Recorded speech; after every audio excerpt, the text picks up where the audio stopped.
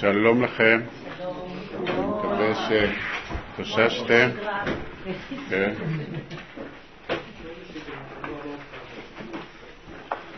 החגים היהודיים זה דבר שצריך להבריא ממנו, צריך להתאושש מזה, זה לא גם מהמצוות האלה של לשמוח בחג וזה, גם מזה צריך להתאושש.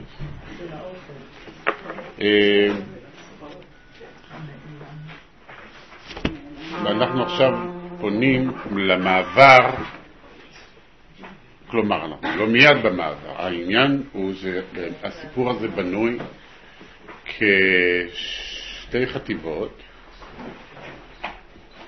שהחטיבה השנייה מודרת ממש, לא רק מנותקת או מהווה חלק נבדל מן הסיפור, אלא שהסופר מטריע על כך שהוא מבדיל אותה, כדי שלא לערבב דבריה בדבריהם של הישרים והתמימים אנשי ביצ'אץ', מניח אני את ספר ימיה ואביא אותו כולו או מקצתו במקום אחר. כך הוא ממש מתייחס לטקסט של האדונית. על עניין יושרם ותמימותם של אנשי ביצ'אץ', את זה הוא משאיר בתוך הסיפור. במהותם הם נשארים הישרים והתמימים. עכשיו, ההבדלה הזאת היא חלק מעניינו התיאולוגי של הספר. כלומר, העמידה היהודית בתוך העולם הגויי, שהיא הוויית הגלות, שהיא הריחוק מן הגאולה במובנים העמוקים האלה שעגנון עוסק בהם בכל יצירתו. במובן הזה, הנעלם קשור בהגונות, קשור בתמול שלשום, קשור בדברים האלה בצורה קיצונית הרבה יותר מאשר סיפור, כמו אני יודע, על השוחז, שהוא אמנם עניין גויותו היא מהותית, אבל לאו דווקא העימות בין יהודים ולא יהודים. כאן העניין מתייחס גם לאב טיפוס המיתולוגי של המפגש הזה, סיפור יוסף. סיפור יוסף שעגנון מזכיר אותו, קודם כל מזכיר אותו ממש. כלומר, כדי שהוא יהיה נוכח מטעמו, ולא רק בתוך הסיפור על ידי איזו תבנית סיפורית, אלא אזכור הסיפור, ובנקודה מסוימת הוא מעלה אפילו ביטוי שנמצא אצל חז"ל בזיקה ליוסף. הוא מעלה את הביטוי הזה דווקא מפיה של האדונית. כן? אנחנו נגיע לזה. עכשיו, ההבדלה בין הסיפורים היא כאן, במקרה הזה, כמובן, הבדלה בין שתי נקודות ראות. לא רק במובן הרשומוני, לא שזה מעט, זה הרבה מאוד, זאת אומרת, תשומת הלב לכך שדובר הוא אדם אחר, ולכן נקודת ראות אחרת, שיפוט אחר, פריזמה אחרת על המציאות, מיקוד אחר במובן הנרטיבי, נרטולוגי של הסיפור. כמובן, זה הכי חשוב, אלא שכאן ההבדלה הזאת היא גם תיאולוגית. והתיאולוגיות של הסיפור היא כל הזמן במצב של טונוס גבוה מאוד. זאת אומרת, הסיפור נמצא בתוך קיבוץ שרירים אז בתחום הזה, גם מצידה של האדונית, לא רק מצידה של בוצ'אץ', מצידו של עגנון, מצידו של דן הופמן.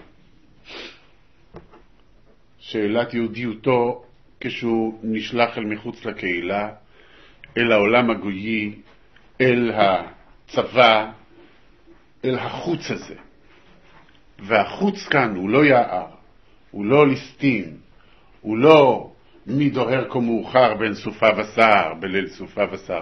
זאת לא השאלה הבלדית, הרומנטית, אלא חוץ מתוך החיק של הקהילה היהודית, שמתחיל בחיק האם, המנסה לגונן עליו, בדרכה המוגבלת והמעוותת, וחק האהבה האהובה בלהה, והקהילה שאנחנו רואים שהיא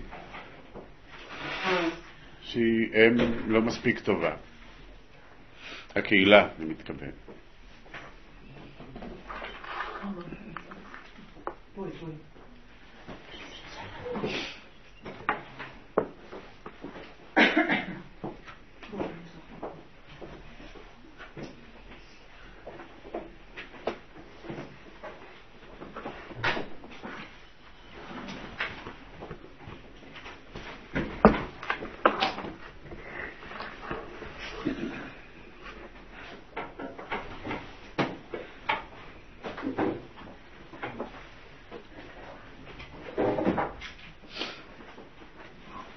והאדונית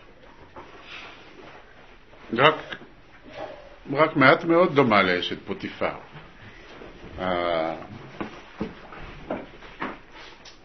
הפרוטוטיפים שעומדים מאחורי דמותה הם סך הכל לא אשת פוטיפר ולא זולייקה, אלא משהו הרבה יותר חמור, אלים, טורפני. ברור לכל אחד שהעגנון גם יוצר איזו זיקה אינטרטקסטואלית בין הסיפור הזה והסיפור האדונית והרוכל, שגם הוא ממודל בדרך אחרת על סיפור יוסף. שם הוא בונה את זה על אמירה מאוד בוטה שמתייחסת לפעם לא ליוסף ואשת פוטיפר, אלא יוסף, שוב הסמל, מטונימיה הזאת של היהודי, והלנה. יוסף דלריינה. כן? ויוסף דלריינה, אבל הוא לא פרוטוטיפ של הסיפור הזה. הוא בדיוק הפוך. יוסף דלריינה הוא לא יוסף. תומתו של יוסף היא דבר אחר. באדונית והרוכל, תפקידו של יוסף הוא אחר לגמרי. נוהגים, או אנשים שהם לא אוהבים לדייק בדבריהם, אוהבים להשוות בין הסיפורים האלה. ההשוואה היא בעיקר ניגודית, רבותיי. היא לא השוואה של דמיון. לא בצידה של האדונית ולא בצידו של היהודי, שכאן לא נקרא יוסף. במובן מסוים, אלה סיפורים גם מנוגדים מאוד. אנחנו אולי נזכיר את זה. אני דווקא בזה לא רוצה להאריך, גם יש דברים שצריך להשאיר אותם באידך זיל גמור. יש מה לעשות עוד, חוץ מלקרוא את הדברים האלה על מלוא ההקשרים שלהם. על עניין יוסף אנחנו כן ננסה להעמיק קצת. אני רוצה אבל להיכנס לדיון של היום ואל העיקרון הרשומוני הזה, העיקרון של כפל נקודות הראות על אותו עניין, מן המקום שבו כפל נקודות הזה מתחיל להיות אקטיבי. עכשיו, זאת לא הפעם הראשונה שאנחנו פוגשים שימוש של עגנון בכפל נקודות הראות, כפל או יותר. קודם כל, אתם זוכרים שהבסיס הקונספטואלי של עיר ומלואה דומה ליחס של המדרש למציאות. כלומר, ההיסטוריוגרפיה המדרשית היא מלכתחילה מודעת לכך שהיא גרפיה. כלומר, שהיא כתיבה או דיבור על אודות המציאות, ושדיבור יש לו תמיד נקודת ראות, ולכן הוא מוגבל, ולכן תמיד צריך להגיד דבר אחר. כלומר, כל דבר הוא בבחינת גרסה. והדבר עצמו, לכשעצמו, הדבר המהות או האמת, תמיד נשארת כמעט במצב של נעלם. הסיפור הזה, הסיפור נקרא נעלם. ונעלם בעברית זה לא רק מי שלא רואים אותו. לא? זה באמת, זאת חידה. זאת חידה גדולה. ועל ההיעלמות הזאת, הנעלם כאן הופך לדבר שהוא יותר מבעל שתי משמעויות. מילה נעלם כאן היא מעניינת מאוד. אבל הוא כמובן, קודם כל, מי שנעלם ולא מוצאים אותו ולא יודעים היכן הוא. ובכן, הנקודה שאני רוצה לפתוח בת הדיון היום היא לקראת סיומו של החלק הראשון של הסיפור. החלק העיקרי, הגדול ביותר, והמרכזי שעוסק בבוצ'אץ'. והתנועה לקראת ההיוודעות בפרק י"ח.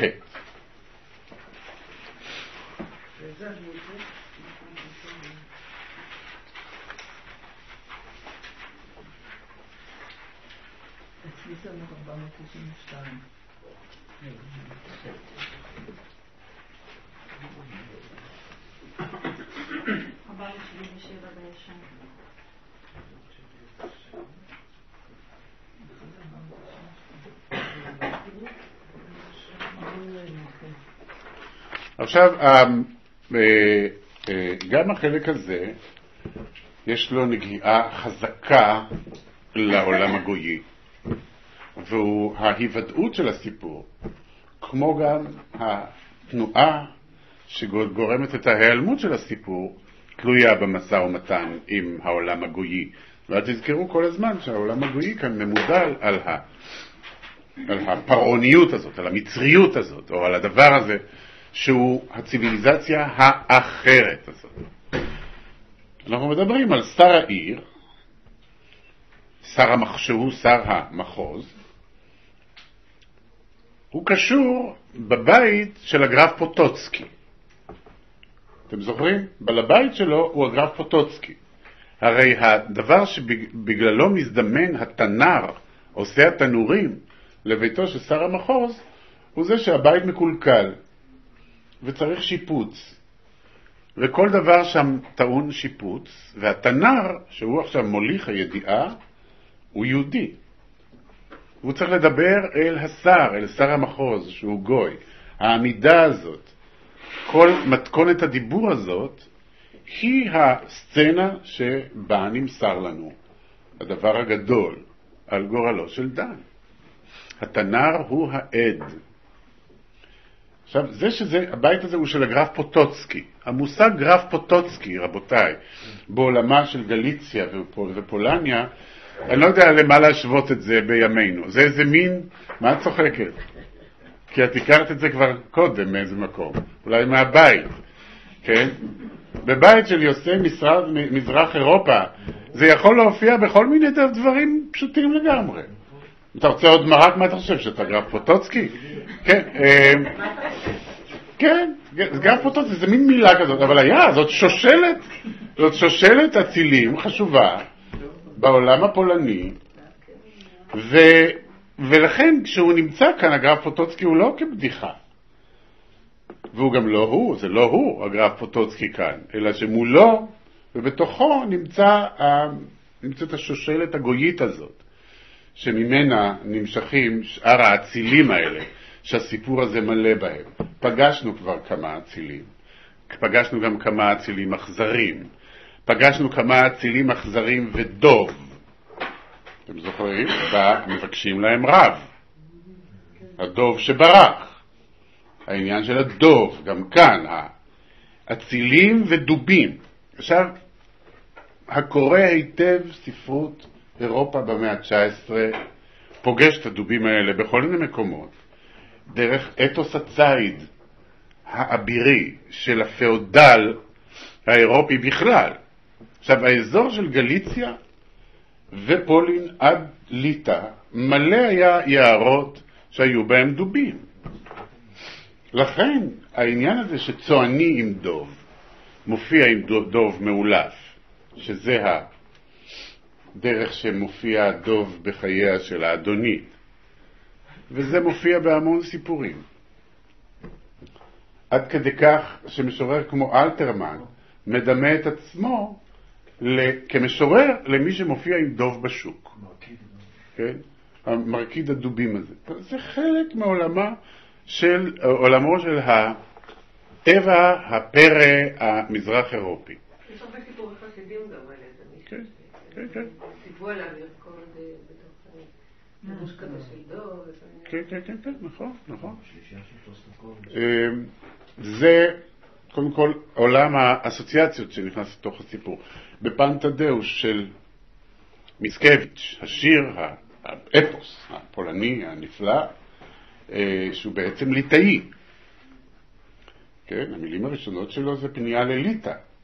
עכשיו ליטא זה נראה לנו כאילו זה כבר פעתי צפון, זה כמובן פעתי צפון מאוד מאוד לגבינו, אבל בגליציה ווליניה ליטא, זהו. זאת אומרת, יש נהרות שמתחילים פה ונגמרים שם. זאת אומרת, זה גם כן איזה רצף כזה. ולכן הפולנים יכלו להגיד שמיצקביץ' זה משוררם הלאומי. זאת אומרת, ליטא יש חלק במובן התרבותי, חלק מהם, עם כל ולמרות כל הבדלי הזה. למה אני אומר? בפנטדאוש יש סצנה גדולה של ציד דוב. והיא יפה מאוד, חשובה מאוד. ואני מכיר את זה כמובן בתרגום עברי, אני לא, חוץ מדובז'ה, אני לא יודע כלום בפולנית.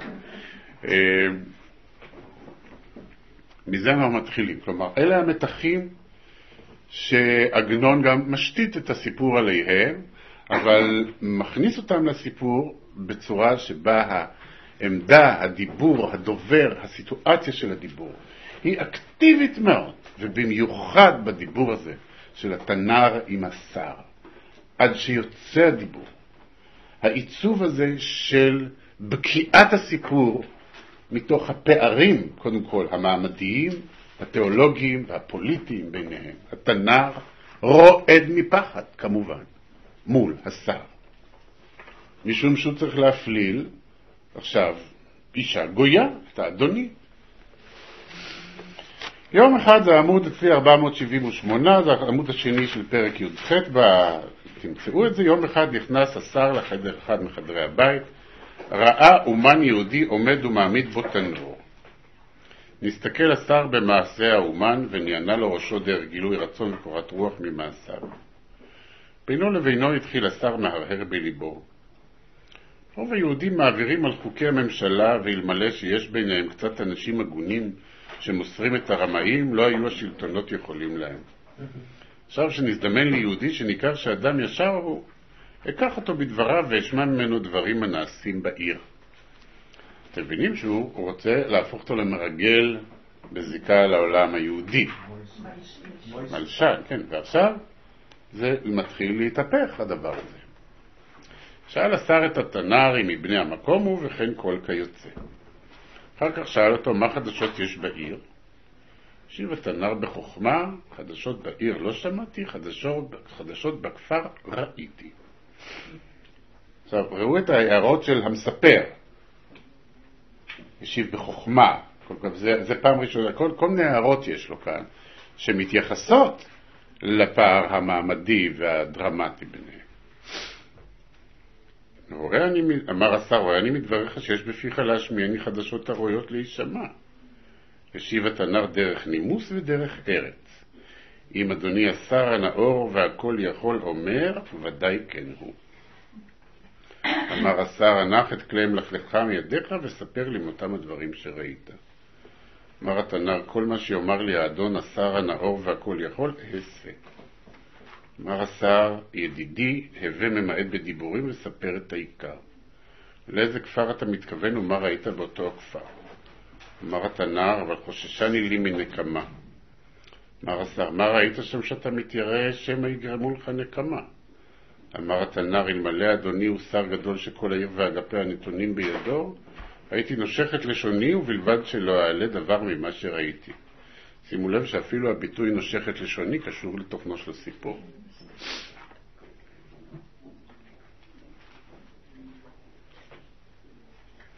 הביט עליו השר בעיניים קשות וראה שפניו פצועות. אמר לו, מפני מה פניך פצועות ומה מכה זו שמחלחלת עלי חייך? החליק התנר את לחיו וחזר והחליק את לחיו ואמר, לא ידעתי שעדיין ניכרת היא המכה בפניי. מכה זו מהבטת עין קלה שהיבטתי בעלי. אמר השר, רואה אני ידידי שמתכוון אתה להקפיץ את שיניי מפי עד שלא תספר לי אותן החדשות שראית. אמר התנר, אלמלא אותה המכה ואלמלא ריחוף עצמות, הייתי אומר שכל אותו הדבר שראיתי בחלום היה, שאין הדעת נותנת לומר שאפשר כן.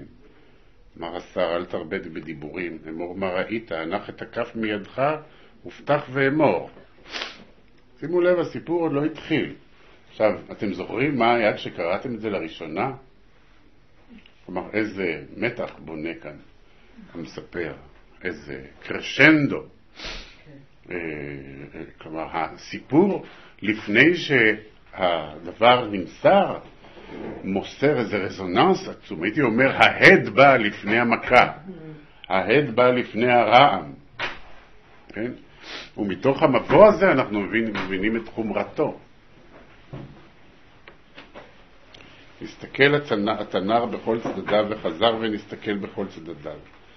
אם שהוא מסתכל התחילו עצמותיו מרחפות. אמר השר, אל תתיירא, אני הוא שפוקד עליך שתספר. שימו לב, זאת לא נחמה, כן? אל תתיירא, אבל העניין הוא גם, כן, הבטחה. כלומר, אם אני פוקד עליך זה מספר, אני אחראי על שלומך. מה שבכלל לא ברור שיהיה. ראו גם שהוא אומר, אלמלא אותה המכה ואלמלא ריחוף עצמות הייתי אומר, ועכשיו באמת התחילו עצמותיו מרחפות. וכאן המספר לוקח ממנו את הביטוי ונותן לכן עוד ממד לפחד, להתקרבות של הסיפור. עגנון בנה כמה פעמים התקרבות של סיפור. אחת המעניינות שבהן היא בתהילה, גם הרבנית וגם תהילה, עד שמגיעות אל העניין עצמו, יוצרות מבוך שלם, כניסה שלמה, מכל מיני סיבות. תהילה, כשהיא מספרת את הסיפור, עוברת טלטלות שונות. היא עוברת, היא מחליפה צבעים, כאילו, היא מחליפה חוויות, היא רואה מן הסיפור חלקים שונים בעיני רוחה, עד שהיא מצליחה להגיד את פתיחתו. והיא צריכה להתמודד איתם, עם הסיפור, לפני שהוא הולך ומסתפר, לפני שהוא הולך ומתגלה. זו תהילה. תהילה צריכה לראות אותו בשלמותו, משום שהיא מספרת, אני יודע, קלאסית, וירגילית כזאת, היא נותנת אותו אחר כך כדבר דבור, מסודר להפליא, והיא בונה אותו. לא הרבנית, עד שהרבנית מוגיב זה, היא נותנת כל מיני מטונימיות שלו, ובעצם היא לא בונה אותו אף פעם. היא לא נותנת אותו בשלמותו, הוא כל הזמן נזרק לכל מיני כיוונים, אבל גם היא מתקרבת אליו. גם כאן אנחנו רואים את זה. אמר התנר, קודם היום שהועיל לשר המחוז לקרות לי לתקן את התנור, עשיתי בכפר אחד אצל אדונית אחת. נכנסתי שלא מדעתי לחדר אחד מחדרי האדונית, שכל הימים שעשיתי שם היה נעול ואותו היום היה פתוח. הצצתי וראיתי דבר שיודע אני בבירור שראיתי. אבל שכלי אומר לי אי אפשר שראית כן. מה ראיתי? ראיתי מין בריאה של אדם שאיני יודע אם זכר אם נקבה. אם יהודי אם אינו יהודי.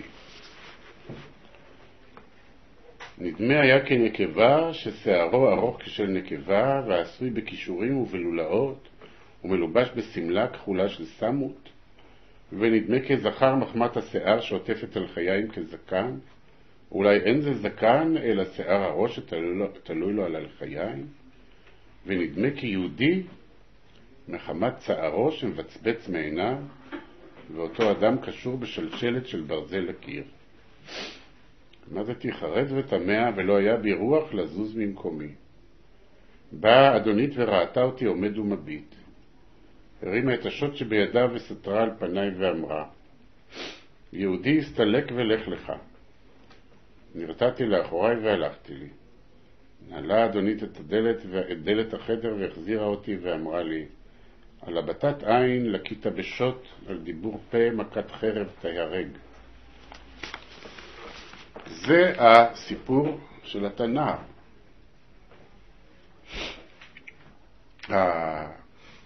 הדיאלוג בהמשך חשוב לא פחות, אבל זה הסיפור של תנ"ך.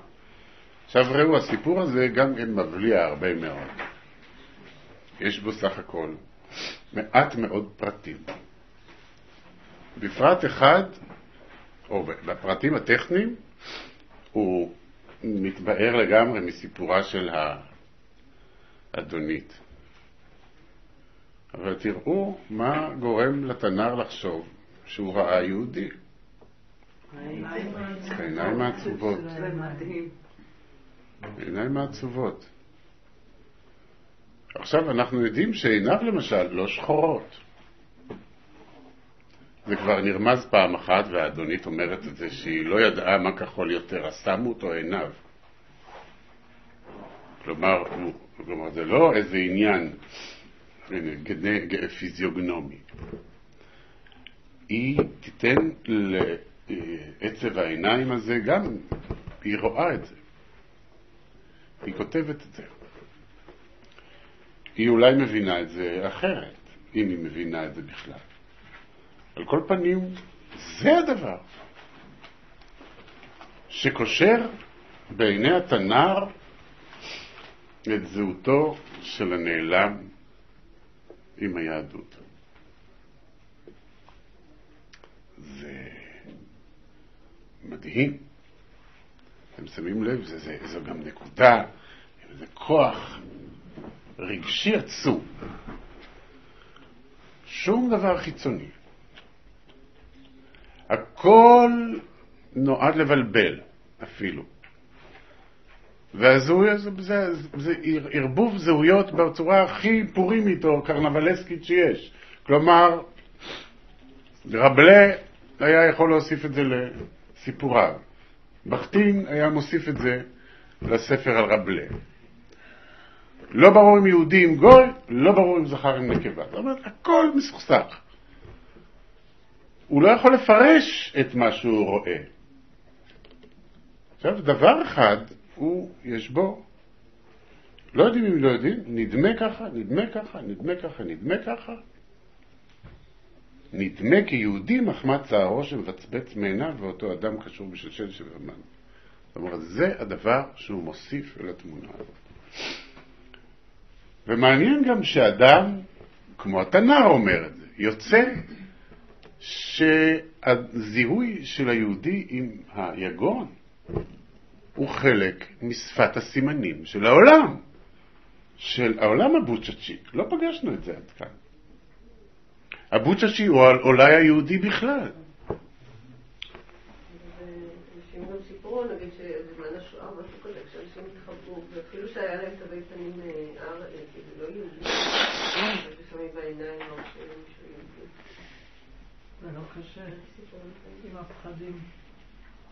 כן, אבל זה גם לא קשה להיכנס תראו,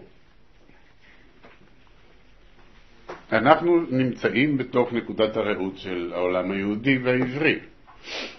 אל נשכח שזה גם סוג של מגבלה ושל שבי.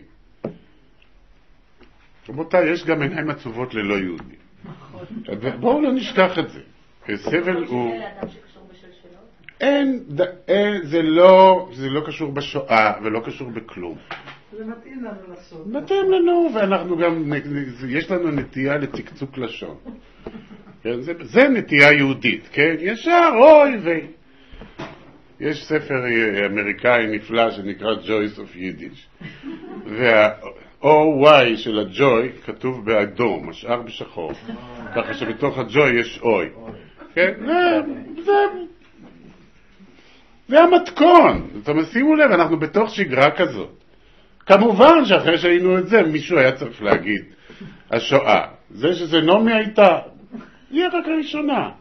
זאת אומרת, היא כמובן לא תתאפק, היא תכף תגיד, אבל לא חשוב, זה אנחנו. תנסו ללכת הפוך דווקא. תראו, עגנון לא מזכיר את זה באף מקום. לא אומר את זה. עגנון גם לא חושב שליהודים רק להם יש צער. בואו נעזוב רגע את המקום הזה. ופה הוא מביא את זה מכיוון אחר, שהוא לא, אוי אנחנו עצובים. אומר תנ"ר, אומר איש, לא ממנהיגי הקהילה, לא זה בכוונה, בא איש מוגבל, פשוט, עד, שמבין את הדברים בדרכו, זה לא המספר אומר את הדברים האלה. הוא אומר, ואצלו זהו האות להיותו יהודי. אז זה מעניין מאוד. זה מעניין מאוד. זאת אומרת, זה עומד כאן במעמד אחר מאשר לקחת את היגון כאיזה אות לסבל היהודי לדורותיו.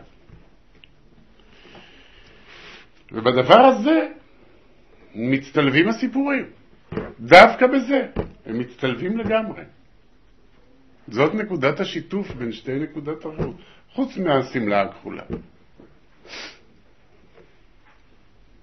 שאל השר את התנר באיזו כפר עשית ומה שם האדונית שעשית אצלה, אמר לו, והתלקחו שתי עיניו של השר כאש של גיהנום וצעק, שקר יהודי, שקר. היה שם בחלון רצית של פרחים שהיה שווה ממון הרבה, אומר המספר. שימו לב איזה נקודת ראות פתאום הוא נוטל. לא עציץ יפה או זה, עציץ יקר. נטל השר את העציץ וזרק אותו בחמתו, נשבר העציץ ונתקלקל לפרח ונשפכה האדמה ועדיין לא נתקררה דעתו של השר. ביקש התנר לברוח, ראה השר וצעק עמוד. מה זה חשוב? למה זה חשוב בעניין העציץ וזה? לא פגע ביהודים. נכון, שימו לב, העניין הוא הדיבור על האיכות האלימה של הפער, של הפער בין הזהויות הפוליטיות והתיאולוגיות. זאת אומרת, ברור כל הזמן שהוא עומד, שעומדים כאן בפני שררה, אלימה, שלוחת רסן, שלרגע אולי מקשיבה ועושה דברים ככה, אבל זאת אומרת, אז זרק את העציץ.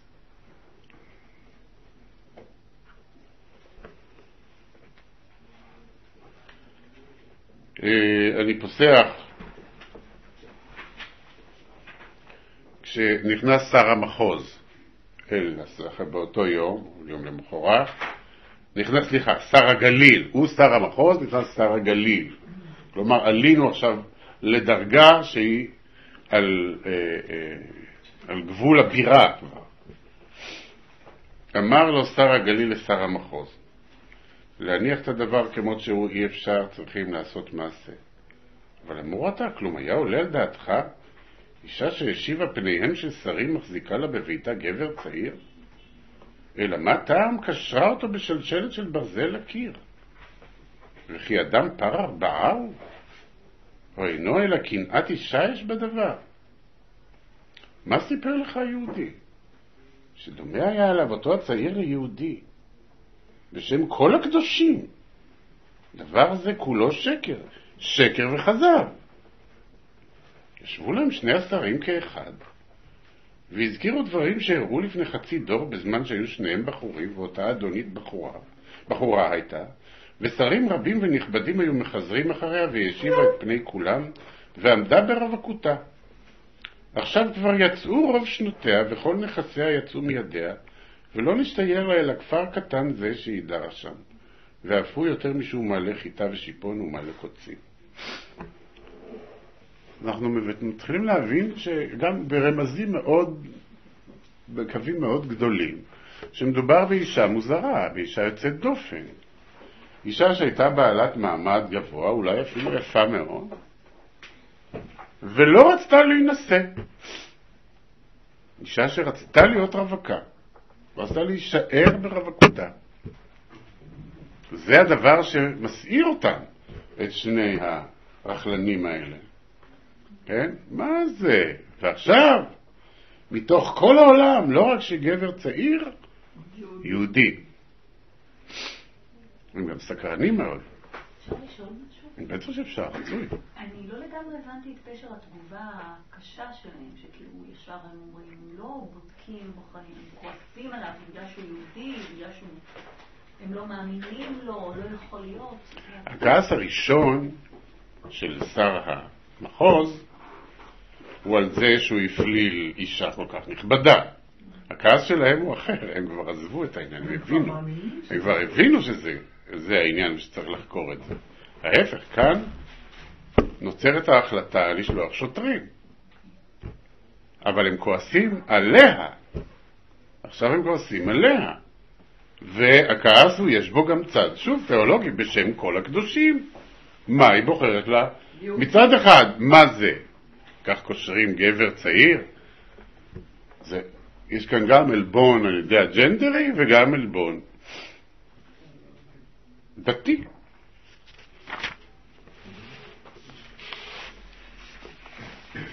הדיאלוג ממשיך, אני קורא, נקרא את הפסקה אחרי זה. אמר לו שר הגליל לשר המחוז, מזל רע הביאני לכאן כדי להתעסק בעסק ששווה לי להניחו בידי שונאי. ומאחר שבא הדבר לידי, אני רצה לפתור עצמי מחובתי ולהניחו מידי. כלומר, ללכת ולחקור אישה ממעמד אצולה בגלל שהיא פגעה ביהודי. אמר שר המחוז, באמת נכון הדבר, אי אפשר להניח את הדבר בלא דרישה בחקירה. חזר שר הגליל ואמר, לא הזכרנו כאן שאותו היהודי שסיפר לך אותו המעשה, סיפר שאותו אדם שראה הוא קשור בשלשלת לקיר, יהודי הוא. אמור אתה, וכי אפשר שבחרה לה ביהודי דווקא?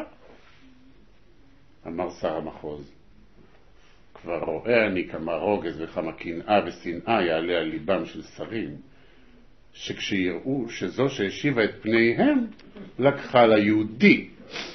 אבל זה לא נגמר בזה. שימו לב עכשיו לדבר שמצביע חזק אל הבעיה הגדולה של הסיפור הזה. אמר שר הגליל, כשאני מסתכל ביהודים הללו, בפאותיהם ובזקניהם, איני אלא תמה האח בת אדונים יכולה לקרב אחד מהם.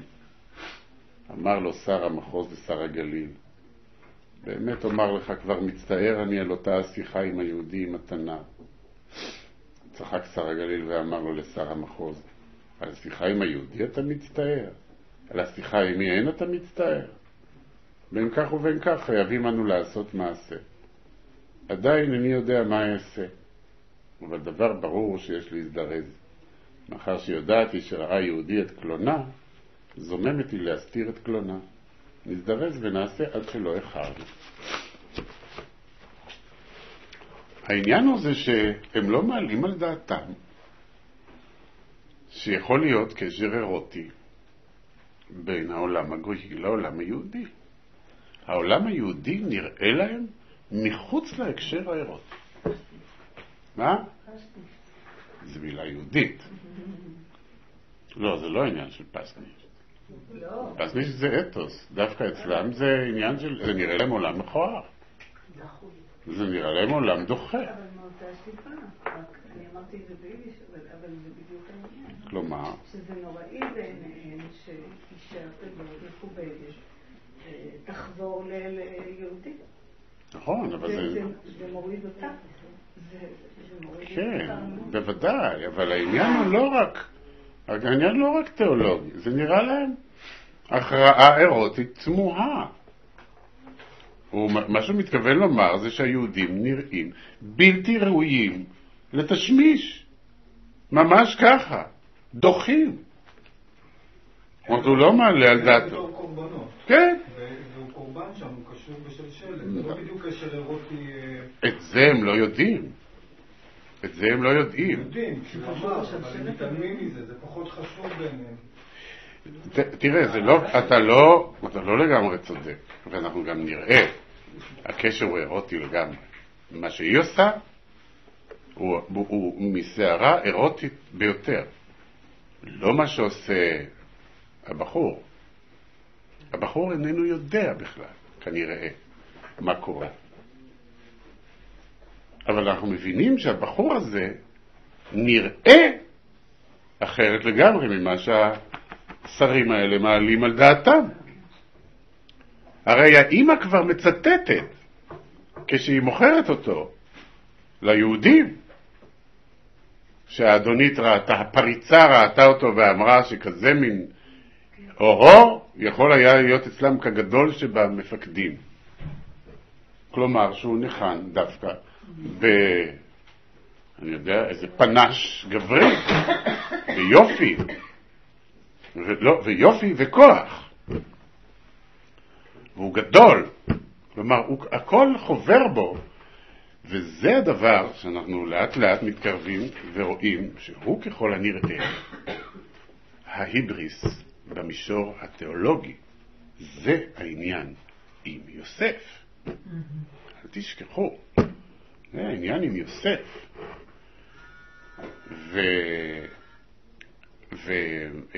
ובסיפור יוסף המצרים לא חשבו שהיהודים הם עם מכוער או מחוץ להקשר האירוטי. עוד לא נוצרה ההבדלה הזאת בין עולם יוונו-אירופי לבין העולם העברי שמבדיל אותו ומסתיר ורוצה להיראות אחר ונבדל מזה. ברור שהעולם היהודי שמר על נבדלותו גם על ידי מה שכאן כתוב כל כך בהקפדה על הצורה היהודית, הפיזיונומיה היהודית. הרי מיד כשמביאים אותו לבוצ'אץ' לוקחים אותו אצל הרופא שהוא הגלב. אגב, זה היה כך. בעולם הישן הגלב היה רופא. הספר היה רופא. אצל הספר הספר ידע את מה שצריך לדעת רופא בעולם הישן, כשהוא לא עיר גדולה שהיו בו גם רופאים מדופלמים ובתי חולים, והרופאים המדופלמים לא היו כל כך שונים במה שהם ידעו ממה שידע הספר. כלומר, גם הפערים בין הדברים האלה. תרופות היו צריכות להיות בעיקר סגולות ומסריחות, כדי שישפיעו, כן? מרות ומסריחות. זה חלק מן האופן שבו הרפואה פעלה, הרוקחות הישנה. כן? שריד מזה יש עוד פה ושם, אבל היום, דווקא שמעתי על זה לפני כמה זמן, איזו הרצאה, על העניין הזה שתרופות הולכות ודומות יותר ויותר למצרכי צריכה, וכבר קצת קשה להבדיל בין סוכריות ותרופות. כן, זה הכל, וגם מוכרים אותם לפעמים. סוכריות והקמול, כן, אחד על ידי שני בחנויות. כאן קורא לזה, בימי הביניים, כל מיני קבצים שצורכים על רופאים, הרבה פעמים מופיע שכשרוצים לצחוק על איך הרופא מצליח לרמות את הלקוחות, זה מוסיף לענה לתרופה. בדיוק. בדיוק. הקזת הדם, זה באמת אסור הרבה. ספרים. כן, אצל ספרים היו מקזים דם או בסכינים או בעלוקות. אתם יכולים לראות עדיין בחלק מהמקומות בעולם, בעיר עתיקה, דלים, עלוקות, מחכה לכל מעוניין בזמן שהוא עובר תגלחת ומסתפר, שמים לו בעורף את העלוקות. יהודים מאוד אהבו את זה, חשבו שזה מאוד בריא, וקוראים לזה בעברית מסורתית קרני אומן. כן? זה קרני אומן, כן? מדביקים את זה בעורף, ועד שהעלוקה לא שבעה, היא לא יורדת. עכשיו, זה לא מסוכן, אלא זה מוריד לחץ דם, כן? זה מוריד לחץ דם, זה מנמיך קצת, מקטין את זה, הגוף יכול קצת אולי להתאושש ולייצר עוד דם, וזה היה יוצר הרבה פעמים סוגים של הקלה או רעננות או עייפות מבריאה, אני לא יודע. זה לכן, אגב, אבל שימו לב, הגלב, דבר ראשון, מה התרופה שהוא נותן לו? הוא מגלח את שערו, משאיר פאות, עושה זקן, ונותן לו מיד את הצורה היהודית. כן. עד עכשיו יש ריפוי בעלוקות נגד ורידים, אבל ממש, אני יודעת, זאת אומרת, אנשים שאני מכירה, אחרי לידה, אנשים שיש להם הרבה, הם מקבלות עלוקות, זה הדבר שהכי עוזר להם, ומפחיד את הכאב. לא, אני לא... יש שתי נדודות כאלה, תאמינו. אני ראיתי גם בתחומים האלה דברים מפתיעים ומעניינים, לא כאן המקום לפרט.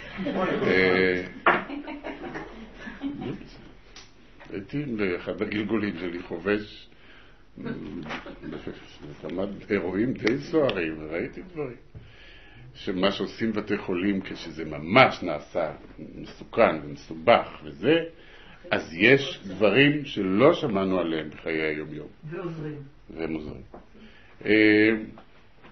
על כל פנים אני פוסח על ההמשך של הדבר, על איך השוטרים באים אל ביתה של האדונית, סצנה מאוד דרמטית, ממש סצנה קולנועית, איך היא מחכה להם, היא לא מאבדת, תשימו לב, גם בעיניהם, היא לא מאבדת את מעמדה, גם אם לוקחים לה את המפתחות.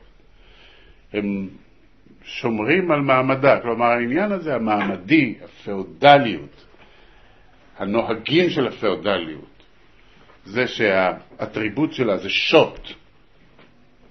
אגב, הרבה מהפאודלים והרבה דיוקנים שאתם יכולים לראות במוזיאונים וזה, מגלב ביד. זה הכלי שמוכיח את העדנות. לא חרב. וגם אישה ככה, ושימו לב, היא גם יודעת את המלאכה, היא יודעת להצליף ולכוון את זה היטב. זה לא, אתם תיקחו שוט, אתם לא תסתדרו עם זה, זה יסתבך לכם מיד בנקי הרגליים או משהו. אני פוסח, הלך השוטר לרפת. הוא מצא שם אדם בחור בעל שיער לבוש סמלת אישה שקשור לשלשלת של ברזל, והעבד הזקן מחזיק בשלשלת ומתחזק לקשור אותה לאבן גדולה שמונחת ברפת. מתחזק לקשור, כלומר זה מאבק, זה קשה. את כוחו הפיזי הוא לא איבד. דן הופמן. עכשיו העניין הזה של כן חזק, לא חזק, יכול לעשות, לא יכול לעשות, זאת שאלה מהותית כאן. שאלו את העבד מי הנער הזה ולמה קשור בשלשלת, לא ענה אותם העבד דבר. חזרו ושאלו ולא ענה אותם דבר. עיקרו עד שנלאו ידיהם ועדיין לא ירפו ממנו. פער את פיו והראה להם באצבע על חללו של הפה. הציצו וראו שאין לו לשון. מי חתך לו את לשונו מפיו ועל איזה עונש חתכו לו את לשונו? מחוסר לשון הוא, היאך יענה. שאלו את הנער ולא השיב לה. עכשיו הדמיון הזה בין הנער, שנקרא עדיין נער, הוא כבר אותו בן 30,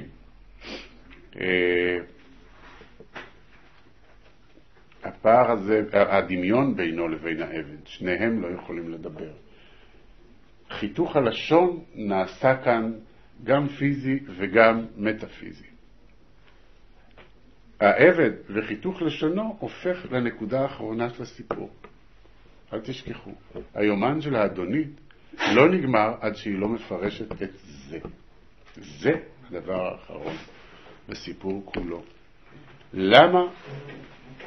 למה העבד הזה הוא קרות לשון? אתם שמים לב שעל ידי זה הגנון בונה עוד סיפור שמישהו צריך להגיד והוא לא יכול להגיד. והוא קשור לסיפור. אנחנו מבינים שהעבד, קרות הלשון, יודע את הסיפור אולי יותר מכולם. הוא העד המהימן ביותר. והעד המהימן ביותר לא יכול לדבר. עכשיו, ההיעלמות, כאן היא באלף, יש בסיפור הזה גם נעלם כזה, יש לו כל מיני נעלמים. הפסקה הבאה הגיעה רץ לעיר, אני פוסח עליה אל הפסקה הקטנה שאחריה, כמי הסטריפה בימות החמה הולכים לאט, כן הולכים להם הרגעים. כל השערה ששיערה ביצ'ץ' מגופה נתבטלה. אין אלא להמתין עד שיגיעו הדברים אצלה מעליהם. תוחלת ממושכת מכאוב לב. המשפט הזה, התנחי הזה, שם זה תוחלת ממושכה מחלה לב.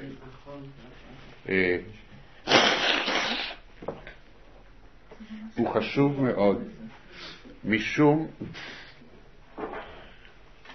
שזה מזכיר את הבעיה הגדולה גם של דן וגם של בלהה. תכף נראה שזה עולה בדרך אחרת. פתאום חרדה כל העיר לכל השמועה באה.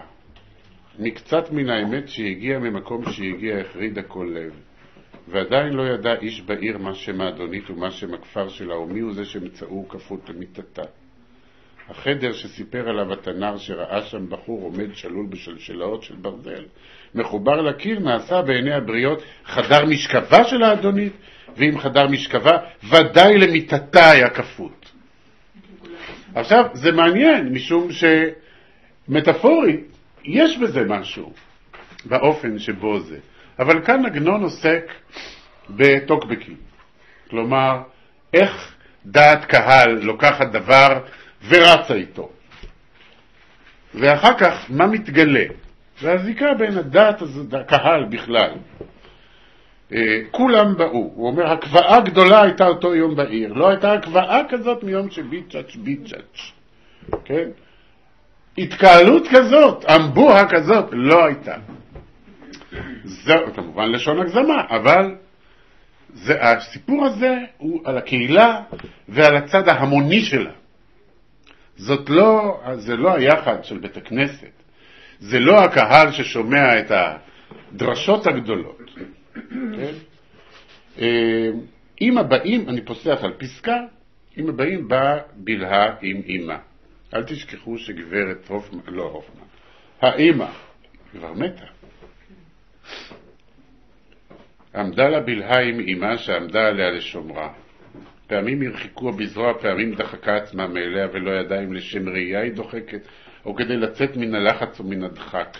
עייפה נפשה וכבד עליה ראשה, ולא מצאה עוד חפץ בדברים שהכל מתאבים לראות. אני עוצר רגע כאן, באמצע המשפט. לא מצאה עוד חפץ בדברים. זה העניין של תוחלת ממושכה, מכאוב לב. היא כבר בעצם מעבר לשום תקווה. וזה בעצם מקביל למצבו שלו. הייתה נקודה של ציפייה. הייתה דרמה, אנחנו ניכנס אליה מיד. גם מצידו, עד מתי הוא יכול להיות הוא. ומרגע מסוים הדבר הזה פוקע. האם מתה, בין מן הצער גם הוביל אותה אל האובדן שלה. בלהה נמצאת כבר כאילו או כמעט על סף הייאוש. אבל באמצע המשפט, ראו את העד, ופתאום ידעה שדבר זה היא מתאווה. לתלוש עצמה מתוך המבואה הזו ולחזור לביתה ולפוש כמעה. רעות רבות עברו עליה על בלהה. אביה מת לאחר חולי ארוך ונשתיירה היא ממה אלמנה. והרעה שברעות עדיין ראשה מגולה, כלומר שלא כיסה איש את ראשה, כלומר שעדיין אינה נשואה לאיש. לא מפני שלא הייתה לה נדוניה, ולא מפני שלא נמצא מי שביקש לסייתה, אלא מפני שנכנסה בה רוח עקשנות ונתעקשה ולא נתרצתה להינשא. צער גדול נצטערו אביה ואימה. אימה כדרך כל אם שמבקשת לראות נחת מביתה. אביה מאותו הטעם, ועוד נוסף על זה טעם אחר. עכשיו אביה, שהצבן פה לא מעט, ותלויה בו לא מעט אחריות על מה שקרה, מקבל משפט אחד שקצת נותן לו זיק קטן של זכות. ליבו היה מכה אותו על מעשיו עם דן, שבעתיו של גודל נטלו הפרנסים לדן ושיגרו לחיל המלך, וזה שקרב את מיטתו של גודל קודם שהכניס את ביתו לחופה, וזה שהביא עליו מחלה שהביאה עליו מיטה. כלומר, הם קושרים את עצמם, הם מבינים את חייהם בזיקה לחטא הזה, או למעשה המביש הזה. הם רואים את עצמם אחראים, ורואים במחלה ובמיטה זיקה לדבר הזה, עונש לדבר הזה. זה מעניין מאוד. כלומר, בכך משהו ממוסריותם מקבל תיקון. מקבל, בפירוש מקבל תיקון.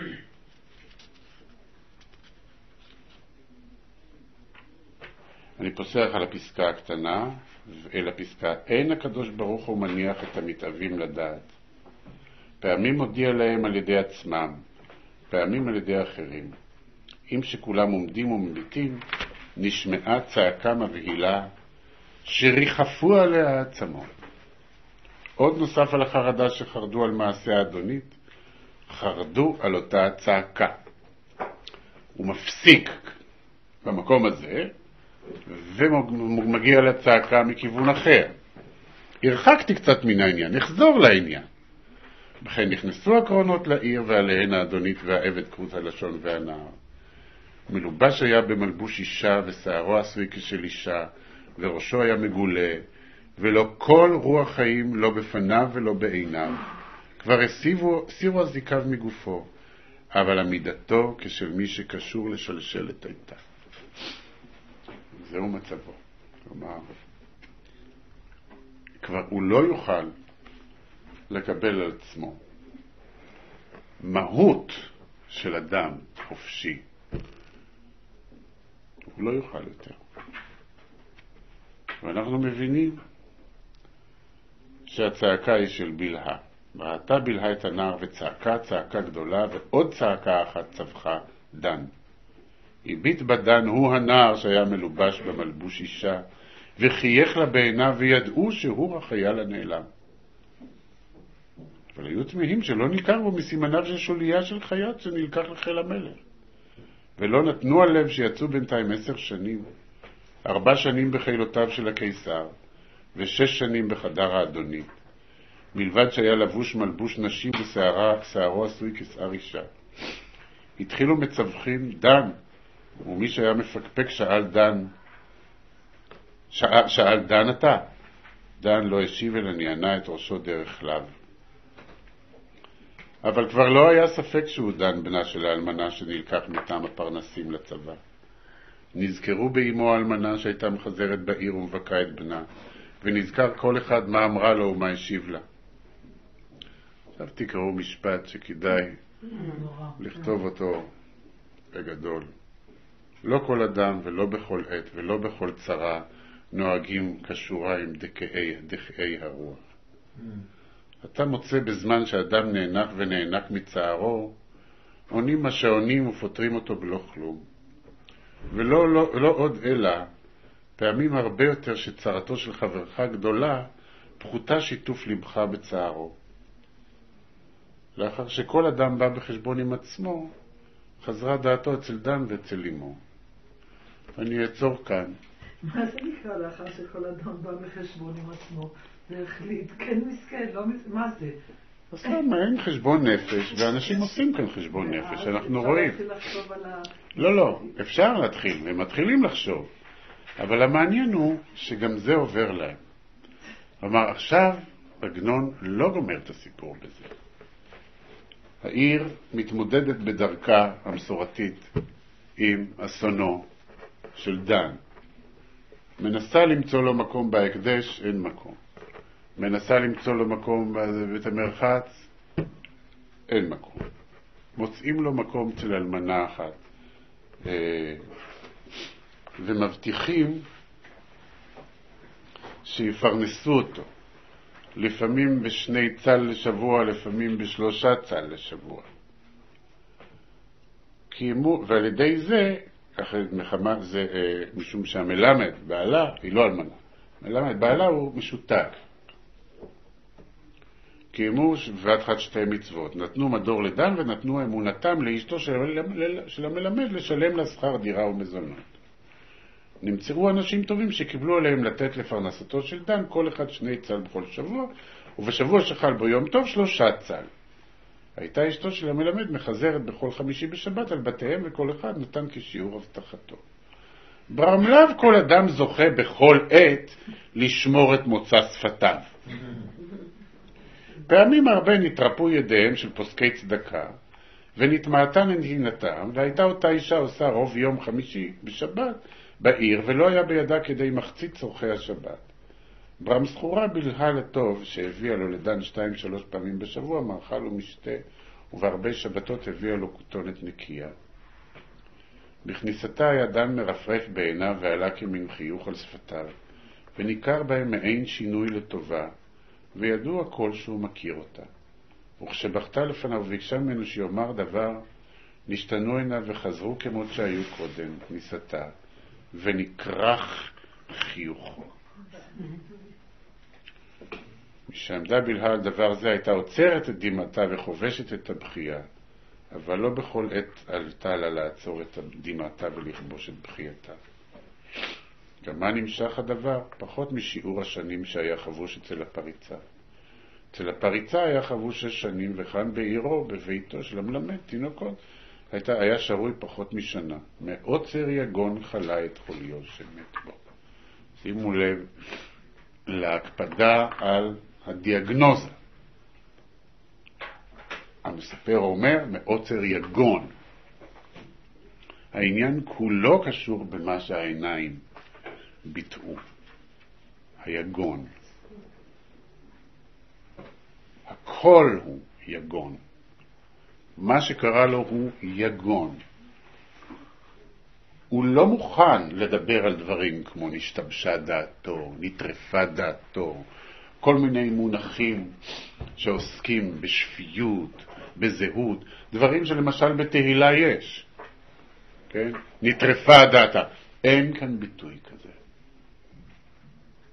רק הצער.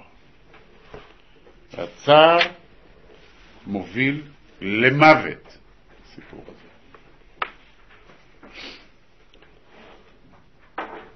אחרי שהוא אומר, זה הוא הפריצה להבדיל, אל תשכחו, פריצה, את המילה הזאת אנחנו שומעים בסיפור הזה לראשונה מפיה של אמו של דן, ככה אנחנו יודעים שזאת אותה פריצה. הפריצה להבדיל, האריך הימים בבית הקומריות, הם האלוהים שהכניסוה לרצונה. העניין הוא זה שהיא לא מקבלת עונש רציני בכלל, ההפך. זה מאוד נראה לה כל הדבר הזה. לבית הקומריות הזה הקדישה את כל נכסיה ואת עבדה נאמן כרות הלשון, שמאוד מאוד אדוקה הייתה בדתה, כמו שניכר מספר ימיה שכתבה, שבכל דף ודף ועל כל דבר שעשתה או שביקשה לעשות, אם האלוהים נזכרת. הגנון מזכיר כאן לא רק את ההבדל התיאולוגי בין העמים, אלא את הדבר הדרמטי שבתוך הדבר הזה. כלומר, מדובר באישה אדוקה.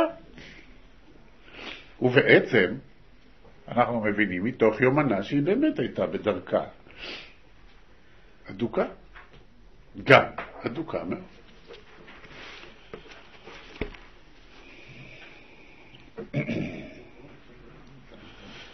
עכשיו, ביומן הזה הגנון מעצב נקודת ראות נשית. הוא עושה את זה לעתים מאוד נדירות, והוא עושה את זה.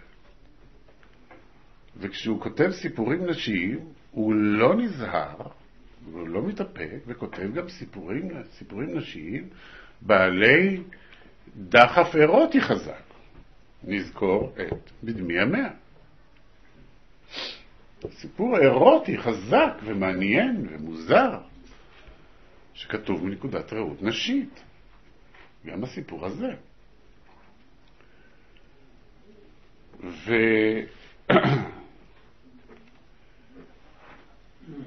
והפרשנות שלה, האופן שבו היא מעצבת את הסיפור, היא בדרכה, היא כל הזמן מחזקת את הפערים הגדולים של המעמד ושל הדת, ושל הזהות, ושל ההוויה הזאת, יהודים מול. עכשיו היא בפירוש מתאהבת בנער. מצאו חן בעיני עיני הנער. ככה היא אומרת. לא ידעתי אם הסמות כחול מעיניו, אם עיניו כחולות מן הסמות. ואז יצאתי מן החדר, רחצתי את בשרי בסבון ומי בשמים והחלפתי את סמלותיי בסמלה קלה וחזרתי אל החדר אשר ישב שם עליו ואמרתי לו, קח את המידה ומדוד אותי. אף על פי שידעתי שיהודיו משכתי אותו חסד ועמדתי והבלטתי את איבריי, שלא יצא מן הסמלה שק. זה מולה וזה התגנדרות. איזו התרחשות אירוטית חלה בה. עכשיו, היא גם חשה חזק מאוד את העניין, את ההבדל, זה שהוא יהודי. ראיתי שנזהר מלנגוע בי באצבעותיו, וידעתי שמיראת הכבוד הוא נזהר מלנגוע בי. אבל זאת הטעות הגדולה שלה. והטעות הזאת כלומר שהיא מבדילה, ושהיא לכן לא מבינה שמדובר בזהירות שקשורה בזהותו היהודית. ואולי גם פשוט בתחושה של בחילה גמורה מכל הסיטואציה הזאת. או אולי גם אי הבנה של מה מתרחש בה. גם אם זאת הבנה וגם אם זאת אי הבנה, אין לו כאן בעיה מעמדית. כלומר, היא מבינה את הדברים רק על פי העיקרון הפרדלי.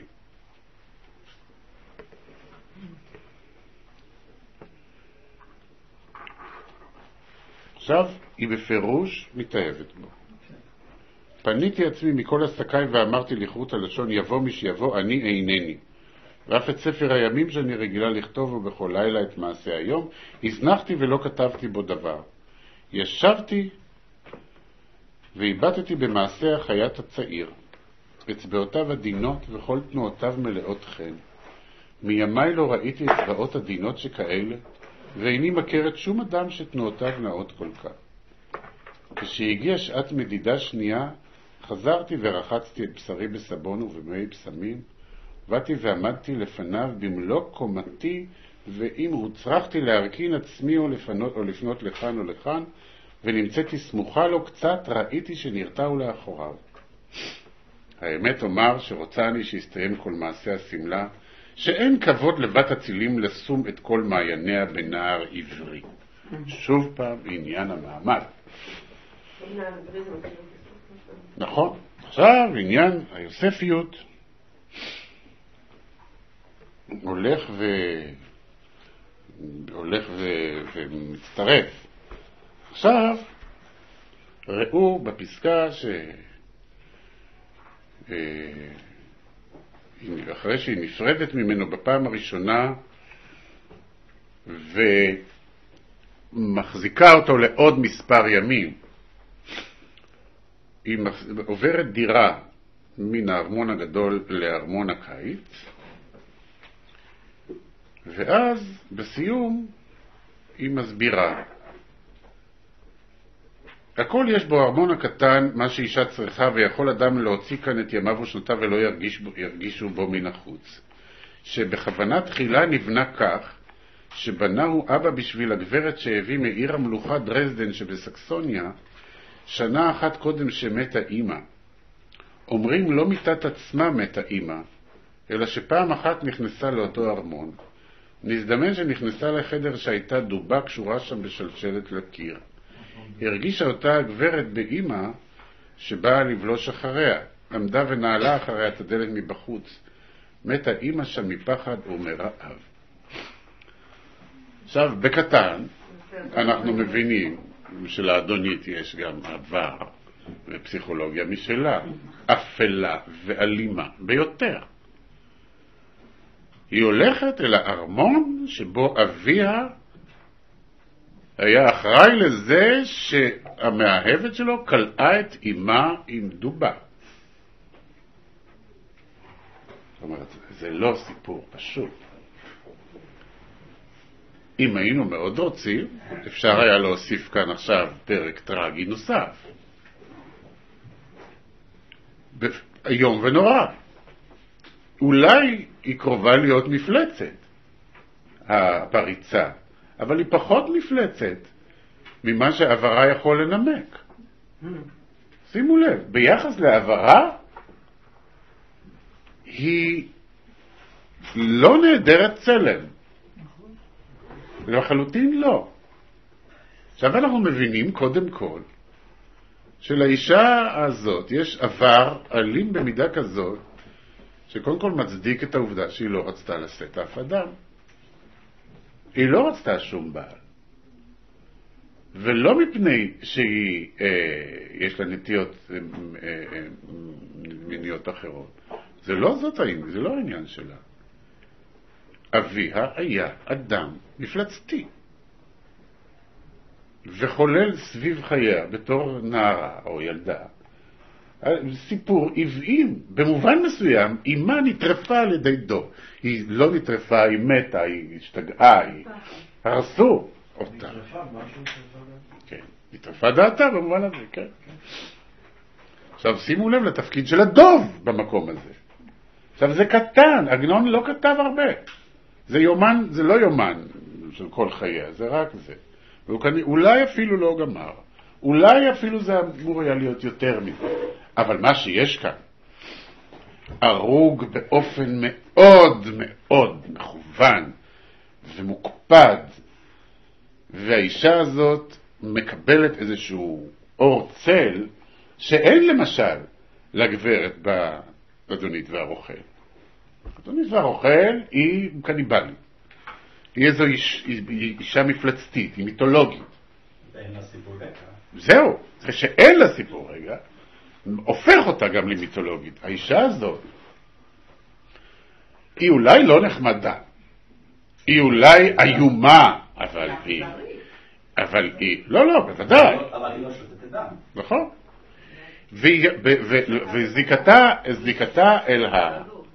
וזיקתה אל הבחור הזה מקבלת הנמקה משני כיוונים שהם אולי חזקים מיכולת הבחירה שלה. אחד זה מעמדה כאצילה. רבותיי, מי שחונך כאציל הופך לאיש עם שוט. כלומר, היא מונעת את הבחירה מכל מי שסביבה. מצד שני, היא ספגה כנערה את החיזיון האלים ביותר עד זה שבו היו שוחטים אותה. מן הרגע הזה היא שוחטת על ימינה ושמאלה מעין הדברים שהיא ראתה. אבל רבותיי, קרות הלשון הוא ירושה של אבא שלה. זה, אז מסתבר שלה היה אבא כזה, שבו היא יצרה הזדהות דווקא עם קרות הלשון. עכשיו תראו, בסיפור הקצר הזה שנקרא ספר הימים של האדונית, עגנון יוצר אבן יקרה מהבהבת מבחינה סיפורית. זה סבוך. גם אם זה היום, זה מעניין נורא ורציני מאוד. עכשיו, אתם מבינים? היא מובילה את עצמה באיזשהו אופן לא מודע אל המקום של הדוב, של אמא שלה, ונסגרת שם. זה המקום שלה. זה מקום שנוצר כקיבעון, פיקסציה בילדותה. היא חוזרת אל טראומה. רבותיי, גם אנשים רעים, אנחנו כבר פגשנו בסיפור הזה את העניין הזה, שעגנון לא מוכן שהסיפור הטרגי יהיה נחלתם רק של האופליות. בשום אופן לא. וראינו את זה בסיפור השוחז. כן? עכשיו כאן זה מעניין מאוד. הנה עוד דמות טרגית. איומה! אני פוסח על פסקה. עכשיו, הסיפור שלה עם השפם. ראו את עניין הזהויות. שאלת הזהות המינית כאן עסוקה כל הזמן בשאלת הזקן, פנים של אישה או לא אישה. קראתי לחרות הלשון, אתם רואים את הפסקה? ושלחתי לקנות לי תאר חדש, שהיה בדעתי להסיר את השיער שצימח לו למטה מחותמי כמין שפם. היה לה, זאת אישה מסופמת. זאת אומרת, העניין הזה של היפוך הזהויות נמצא בסיפור. עכשיו היא מנסה להתמודד עם זה בדרך אופיינית כנראה לאותו דור. היום הולכים לקוסמטיקאיות, לענייני השימור המדוקדק של סימני המגדר האלה, שהטבע אגב לא כל כך מדקדק בדבר הזה, כן? המשטר האנושי סביב הדקדוק הזה הוא אחר לגמרי מאשר מה שעושה הטבע. יש על זה אפילו מדרשים יפים בענייני אבולוציה, לא ניכנס לזה. כשהביא לי את התאר, נתיישבתי בדעתי ולא אסירותי את שערי, שדרכו של שיער, אם נוטלים אותו הוא חוזר וצומח, וחוזר וצומח. ולבסוף אי אפשר להתגבר עליו, ולבסוף הוא מנבל את הפנים.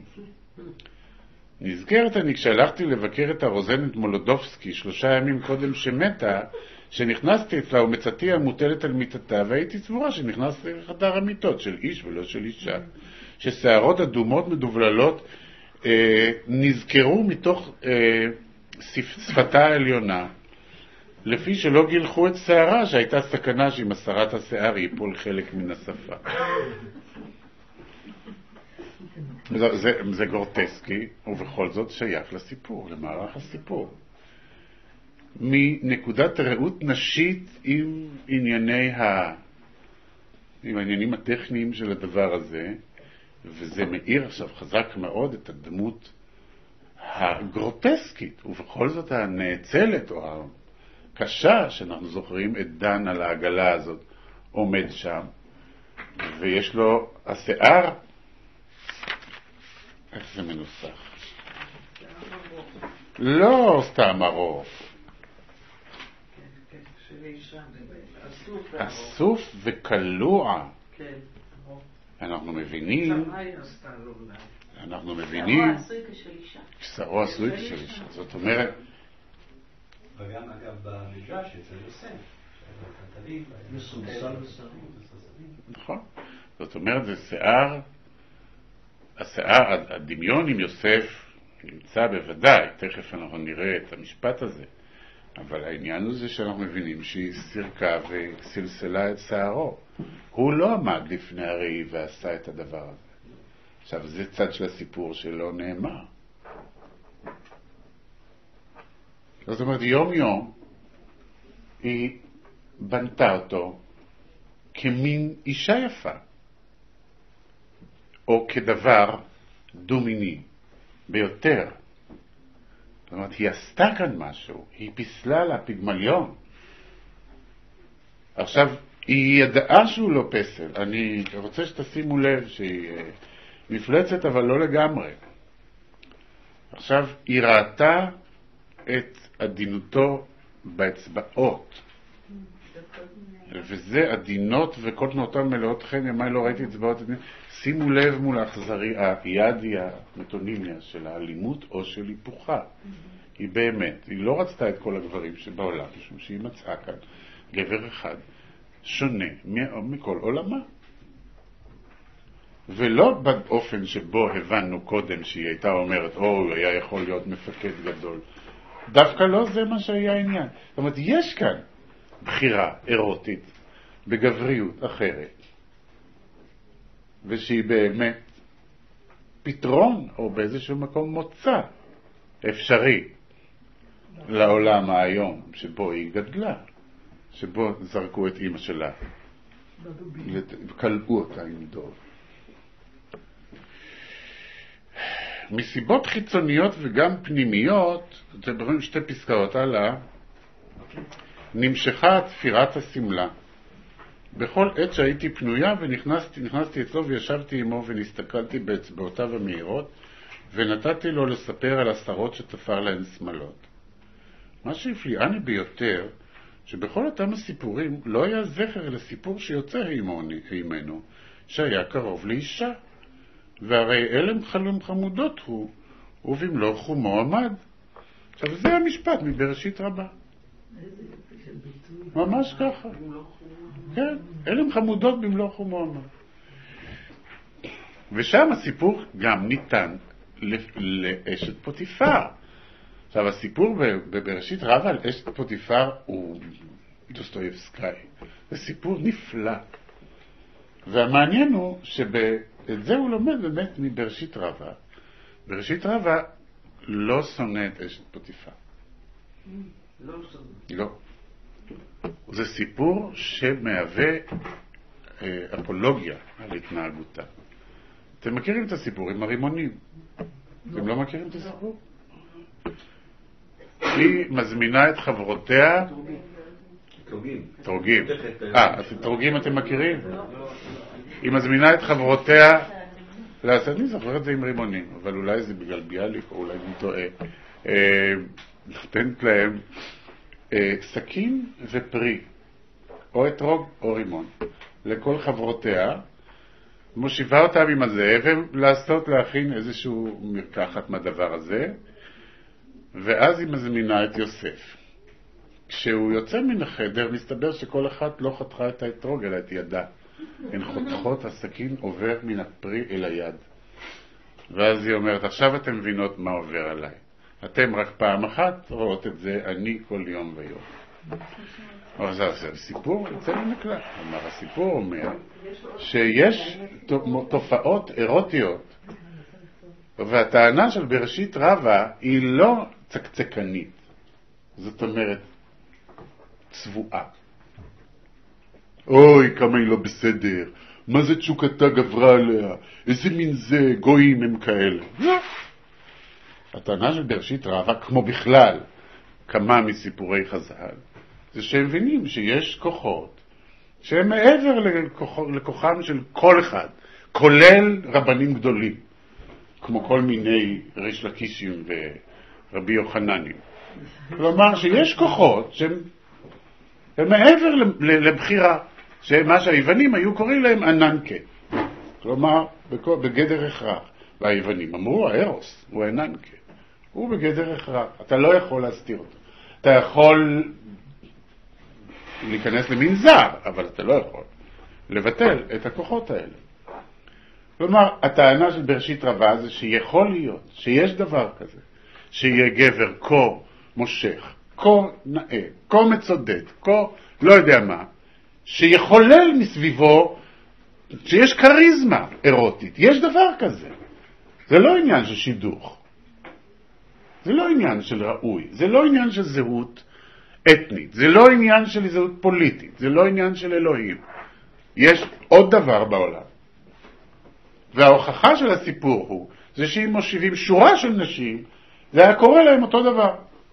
עכשיו, הבחירה בפרי ובחיתוך וזה, שפתיים אישה. זה כל כך מעניין. מבחינה פסיכולוגית וסימבולית. בכל אופן משהו לא... יש לו איזה אתוס אחר שמפליג. והוא לא מתפלג. זה לא בא להראות את זה. גם יוסף וגם הוא. לא, אבל זה לא הסיפור של בראשית רבה. נכון, אבל כל הסיפור של יוסף... זה בתנ"ך, זה בתורה. יוסף, צדיק. אין מה לדבר. לא, אבל מה עושה? לא, תבדילי בין התורה ובראשית רבה. מה שעושה התורה שבעל פה, זה שהיא מוסיפה נקודת ראות אחרת, וסיפור נוסף שמוציא אותה, הוא נשאר בטומאתו, אין ספק. מה החזיק אותו ולמה?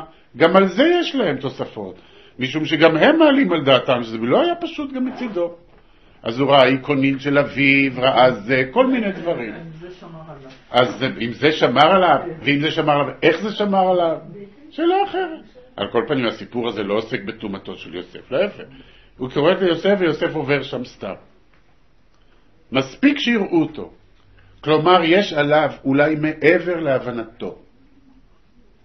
הרי אולי הוא לא מבין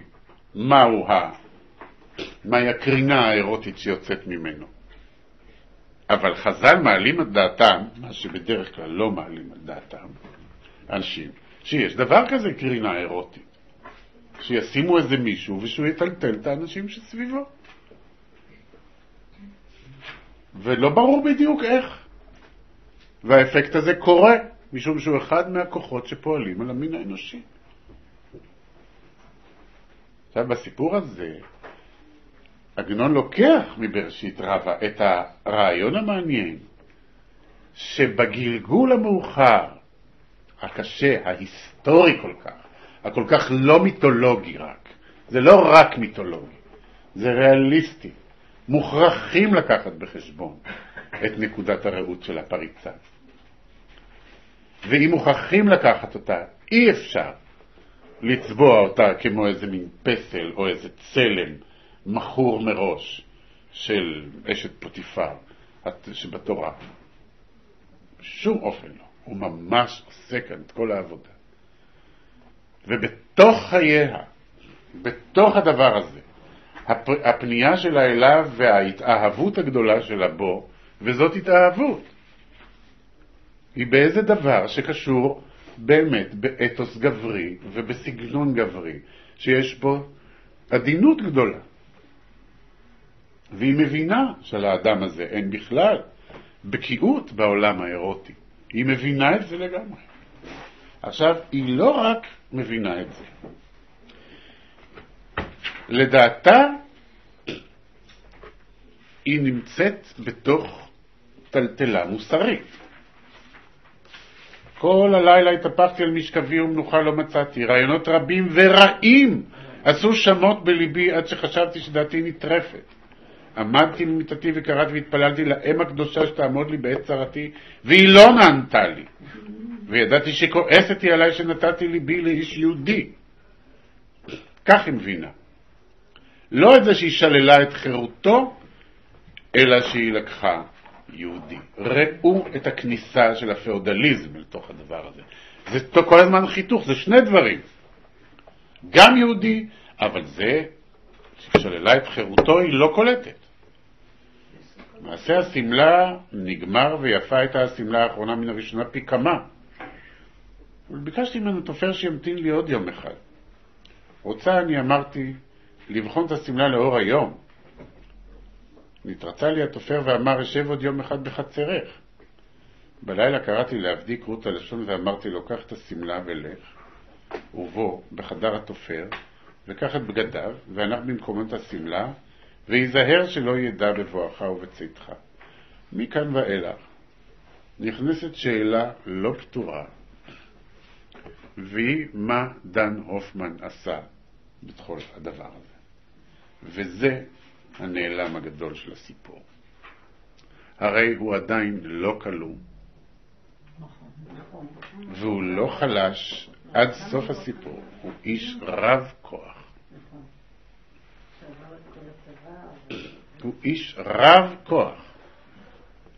אנחנו מבינים בסוף שנאבקים איתו כשזה לא מדובר במי שהיכו אותו או הרעיבו אותו או דבר כזה. מה קורה פה? ואז היא מביאה דובה. זה מין נשמע כזאת, למה הוא לא ברח קודם? למה הוא לא הרגיש קודם? שואלת אותי? הרבה יותר מזה. אפילו אם לא היית חזקה כמותו. היית נשארת שם דקה אחת? בכל מחיר. אפילו אם היית נשחטת מכאן עד השעה. יש פה טלטול רגשי אמוציונלי ואנרגיות שנגמרו לו, זה לא כוח פיזי. רבותיי, הניחו לו סמלת קרינולינה כחולה בחדר. ולקחו את בגדיו והוא לובש אותה. זה לא ברור, זה מה שיפה. טוב, נגמר לו הכוח. למה נגמר לו הכוח? אולי לא קטן לה. יש פה תהליך, אני רואה בזה איזשהו תהליך של דלדול הכוח האנרגטי שלה. במקום הזה? לא, בתהליך, במה שהיא עושה. במקום הזה עוד לא קרה שום דבר, רבותיי. מדובר בגבר בן 28? 27? במלוא הכל? בכלל איך הוא סגר את הקורסט הזה עליו? לובש סמלת סמות כחולה. במשהו הוא מסכים לדבר. במשהו. במישור מסוים. הוא מקבל עליו את הדין הזה. זה לא שהוא אוהב את זה. אני לא רומז או רוצה, או אני לא רוצה לצייר אותו. אני לא רוצה להוסיף לעלילה הזאת איזשהו דבר. אנחנו לא יודעים. אבל תשימי לב, שרה. הוא במשהו מקבל את זאת גזרה שהוא מקבל אותה, ואנחנו מבינים עכשיו שזה 6 שנים. הוא לא נעול? אז לא. רק למחרת, כשהוא נאבק עם הכרות הלשון. 6 שנים. 6 שנים הוא היה איתה? כן. 6 שנים הוא היה קשור. 6 שנים בבית האדונית ו4 שנים בצבא. 6 שנים, זה לא 6 שנים. 5.5, מחיר אחרון. אבל אז הוא לא קשור. אולי זה היה שבועיים שהוא היה בחזרת השופט. באיזה מין ויכוח זה? לא, זה יותר גרוע אם הוא לא קשור. זה יותר גרוע אם הוא לא קשור. לא, לפי דעתי הוא היה קשור, אבל הוא... רבותיי, תשימו לב, לסיפור יש נעלם כזה. טוב, אנחנו לא יכול להגיד שגמרנו. אבל אני מבקש לפעם הבאה כבר לקרוא את הפוכות הזמן, סכין של מחלוקת ויוסל ובניו, אולי עד יקלה גם כן. אני לא אומר שנספיק, אבל שכבר תהיה לנו תמונה של ההמשך.